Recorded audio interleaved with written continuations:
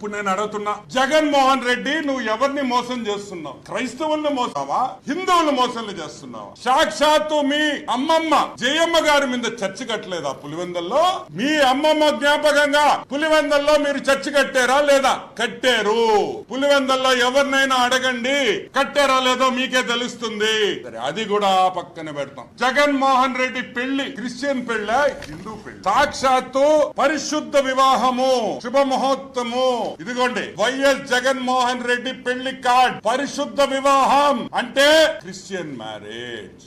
నీకు భారతికి జరిగింది క్రిస్టియన్ పెళ్లి, ఇదిగో సాక్ష్యం. కానీ జగన్మోహన్ రెడ్డి మాత్రం, మీ శ్రీమతి వైఎస్ భారతి గారు, మీ మామ జగన్మోహన్ రెడ్డి, మీ మామ చచ్చిపోయినప్పుడు ఆయన బెరియల్ క్రిస్టియన్ బెరియల్ కాదా అని అడుగుతున్నా. క్రైస్తవ సాంప్రదాయం ప్రకారం ఆయన దహన సంస్కారాలు జరిగినాయా లేదా అని. కానీ జగన్మోహన్ రెడ్డి మాత్రం హిందూ క్రిస్టియన్. మీ తండ్రి గారు వైఎస్ రాజశేఖర రెడ్డి, మా పెద్ద ఆయన, గర్వంగా చెప్తా, మా పెద్ద ఆయన వైఎస్ రాజశేఖర రెడ్డి చనిపోయినప్పుడు ఏ పద్ధతిలో అంత్యక్రియలు జరిగినాయి? క్రిస్టియనా హిందువా? క్రిస్టియనే కదా. సరే, అది కూడా పక్కన పెడతాం. నువ్వు ఇచ్చిన అఫిడవిట్ లో, సిబిఐ అఫిడవిట్ లో, సిబిఐ వాళ్ళు వేసిన అఫిడవిట్ లో నువ్వు క్రిస్టియన్ అని చెప్పి రాసారా లేదా? నువ్వు ఇచ్చిన అఫిడవిట్ సిబిఐ దాంట్లో నువ్వు క్రిస్టియన్ అని నువ్వు రాసుకున్నావు. ఓకే, పక్కన పెడతాం. నేను అడిగే ఒకటే పాయింట్, ఎవరిని మోసం చేస్తున్నావు? ఎవరిని మోసం చేస్తున్నావు? యేసు ప్రభువా తండ్రి, ఈ